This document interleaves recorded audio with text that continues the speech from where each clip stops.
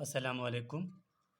अच्छा देखिए, इस वीडियो में हम डिटेल के साथ बात करेंगे कि एचएससी का जो टेस्ट होने जा रहा है 2 मार्च को, उसके लिए कौन-कौन से डॉक्यूमेंट्स की नीड होगी और ड्यूरिंग टेस्ट कितने एमसीक्यूज़ होंगे और उनकी मैनेजमेंट हमने किस तरह करनी है। यानी कि टाइम जो है हमने किस तरह यूटिलाइज़ करके टेस्ट को जो है टेस्ट मतलब ड्यूरिंग टेस्ट हम किस तरह टाइम को मैनेज कर सकते हैं। तो इस वीडियो में इंशाल्लाह डिटेल के साथ हम इस टॉपिक पे बात करेंगे। अगर आप चैनल में न्यू हैं तो प्लीज़ चैनल को सब्सक्राइब कीजिएगा और जितने डिटेल्स हमने शेयर किए हैं वो भी आपके काम आ सकते हैं रिगार्डिंग एचएससी टेस्ट।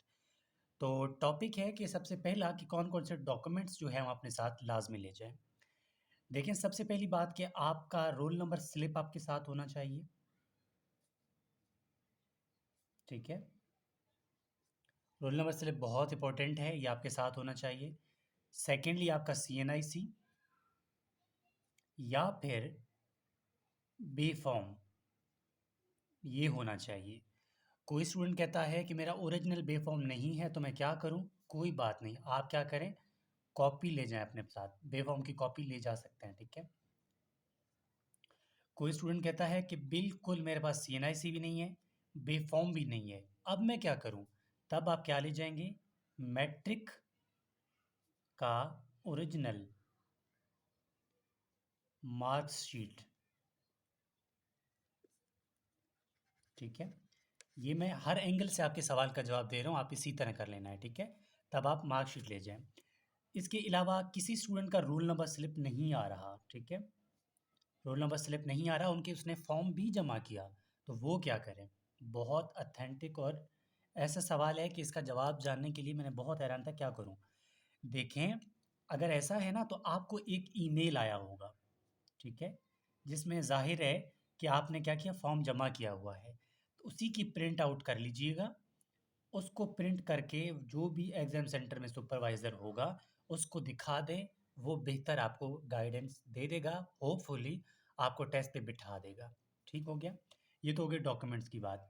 और आपने कुछ भी नहीं ले जाना, आपने कोई भी ऐसा है कि आप शनाख्ती कार्ड के अलावा आप बिल्कुल कुछ भी नहीं ले जाना। लेकिन टेस्ट से 1 दिन पहले आपने रोल नंबर स्लिप के साथ 2 पेन्स, ठीक है? और अपना रोल नंबर स्लिप, क्लिपबोर्ड ये अपने साथ लाज़मी करने हैं ताकि सुबह अगर आप जा रहे हों तो ये चीज़ें आपके साथ पहले ऑलरेडी प्रेज़ेंट हों। आपने कोई ओरिजिनल डॉक्यूमेंट्स अदरवाइज़ नहीं उठाने, कोई भी कुछ नहीं उठाना, ठीक है? तो ये चीज़ें आपके पास होनी चाहिए। अलग बात से हट के मतलब एचएससी का जो टाइम टेबल है, टाइम टेबल के लिए सबसे पहली बात आपके पास एमसीक्यूज़ होंगे 120 या फिर 100, ठीक है? अब हम कुछ नहीं कह सकते लेकिन होपफुली 120 होता है, ठीक है? अगर 120 होते हैं या 100 होते हैं वो आपकी टेंशन नहीं है, ठीक है? वो मैं जस्ट एक इमेजिन कर रहा हूँ। मिसाल के तौर पर 500 एमसीक्यूज़ होते हैं, जो भी है, जितने भी एमसीक्यूज़ होते हैं, ठीक है? आपने अगर एक से 120 एमसीक्यूज़ हैं, तब कुछ और प्लान करना है। अगर 100 है, तब कुछ और प्लान करना है। देखिए, अगर 100 है ना, तो आपको वहाँ पर लिखा होगा कि आपके पास इतने मिनट्स हैं, ठीक है? सबसे पहले पॉइंट नंबर 1 याद रखें, इसी तरह कीजिएगा। आपने बायोलॉजी को सबसे पहले अटेम्प्ट करना है, मेडिकल के स्टूडेंट्स की बात कर रहा हूँ मैं, ठीक है? बायो को सबसे पहले करना है और सीक्वेंस का ख़्याल रखना है। सीक्वेंस का बहुत ख़्याल रखना है। सीक्वेंस का इस हिसाब से ख़्याल रखना है, अगर बायो स्टार्ट है 20 से, तो आपने मार्क शीट, ये जो आंसर शीट होता है ना, उसमें भी आपको क्लिक करना है 20 की ही बॉक्स को। ऐसा नहीं है आप बायो फर्स्ट को कर रहे हैं तो आप फिर भी फर्स्ट वाले को कर रहे हैं, तब ये गलत होगा। सीक्वेंस का ख्याल रखना है, अच्छी तरह से सुन लीजिएगा ये बात। बायो के बाद आपने सॉल्व करना है केमिस्ट्री को, ठीक है? कभी भी फिजिक्स या मैथ्स की तरफ मत जाना। केमिस्ट्री के बाद आपने फिजिक्स की तरफ जाना है, ठीक है? फिजिक्स के बाद आपने इंग्लिश की तरफ जाना है और इंग्लिश के बाद लास्ट में आपने मैथ्स की तरफ जाना है।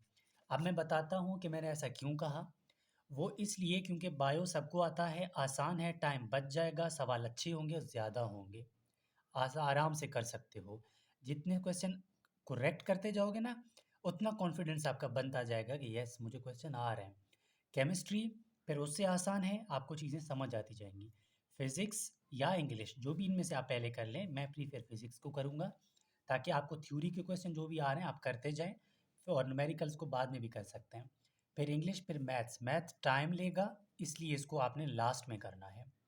अब सवाल ये होता है कि हमने किस पैटर्न से करना है। देखें, बायो के ऑलमोस्ट आपको क्वेश्चन आ रहे होंगे। ऐसे भी क्वेश्चन होंगे कि 1 मिनट के अंदर आप तकरीबन 5 सवाल हल कर सकेंगे, क्योंकि पेपर आसान होगा, क्योंकि बायो आपका टाइम बचाएगा। तो बायो इसीलिए आपने सबसे पहले करना है, और सीक्वेंस का बहुत ख्याल रखना है, बार-बार कह रहा हूँ। सीक्वेंस 1-2 गलत हो गए तो नंबर गए, याद रखिएगा ये बात। तो कोशिश करना है, सीक्वेंस का ख्याल रखना है। बार-बार टाइम को नहीं देखना, ठीक है? टाइम मैनेजमेंट की मैं थोड़ा-सा अगर बात करूँ, बार-बार आपने घड़ी की तरफ नहीं देखना। आपका पास वहाँ पर वो इन्विजिलेटर्स होंगे, जब वो बोलें कि आपके पास सिर्फ़ आधा घंटा रहता है ना, तो आप समझ जाइएगा कि 40 मिनट रहते हैं। हमेशा वो 10 मिनट ऊपर या नीचे कर लेते हैं। अगर वो कहें कि आपके पास आधा घंटा रहता है, तो आप समझ लीजिएगा कि 40 मिनट हैं अभी तक आपके पास, ठीक है? जब लास्ट में वो बोलता है 5 मिनट, तो आप समझ जाइएगा कि बस अभी 10 मिनट हैं, ठीक है? जब वो बोलेगा कि बस बिल्कुल टाइम ख़त्म है ना, तब भी आप समझ जाएँ कि आपके पास 3 से 4 मिनट हैं। तो इस टाइम के हिसाब से आपने उसको मैनेज करना है, और जो क्वेश्चन आता है उसको पहले करना है। जो क्वेश्चन नहीं आता, आप उनको निशान कीजिएगा, बेशक सब सॉल्व करने के बाद लास्ट में उसकी तरफ जाइएगा, ठीक है? ये आपके पास ट्रिक है। जब बिल्कुल आपको समझ नहीं आए ना कि ये कुछ भी नहीं आ रहा, चारों ऑप्शंस में से कुछ समझ नहीं आ रहा, तब आपने फ़ोकस करना है ए एंड डी की तरफ, उनमें से किसी एक को लगाइएगा, ठीक है? और नेगेटिव मार्किंग नहीं है, आपने सारे क्वेश्चन अटेम्प्ट करने हैं, और बार-बार जो मैं बता रहा हूँ, सीक्वेंस का ख़्याल रखना है, और ये डॉक्यूमेंट्स आपके पास होंगे। तो इसके अलावा कोई भी क्वेश्चन हो आपका, तो आप लोग मुझसे व्हाट्सएप के थ्रू कॉन्टैक्ट कर सकते हैं, और प्लीज़ चैनल को सब्सक्राइब कीजिएगा। मेरी कोशिश है जो भी मटेरियल मिलता जाए आपको बताता जाऊँ। होपफुली चांसेस है कि क्वेटा में जो सेंटर होंगे, वहाँ शायद मैं टेस्ट के दिन आ भी जाऊँ, ठीक है? तो कोई स्टूडेंट वहाँ पर अगर मेरा हुआ, तो उनको मैं यही बोलूँगा, गुड लक। होपफुली मैं वहाँ पर हूँगा।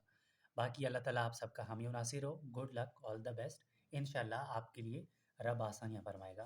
तो प्लीज़ वही बातें हैं कि फ़ोकस रखिएगा, टेंशन ना लें, आपका ज़रूर होगा इंशाल्लाह। आपने मेहनत की है यार, कोई बोलता है कि आपका नहीं होगा, तो उनको साइड पे करें। तनकीद वालों को तनकीद करने दें। आपकी मेहनत है, आपने मेहनत की है, तो इंशाल्लाह you will qualify this test. आपने हिम्मत नहीं हारनी। मुझे उम्मीद है कि आप लोग भी कॉन्फिडेंस के साथ जाएँगे, और कॉन्फिडेंस के साथ वापस आएँगे, और आप यहीं पर कमिट करके बताएँगे कि यस, हमारी सिलेक्शन हो गई है। इंशाल्लाह वो वक़्त दूर नहीं है। बाकी ऑल द बेस्ट। अल्लाह ताला आप सबके लिए आसानियाँ फ़रमाए। आमीन।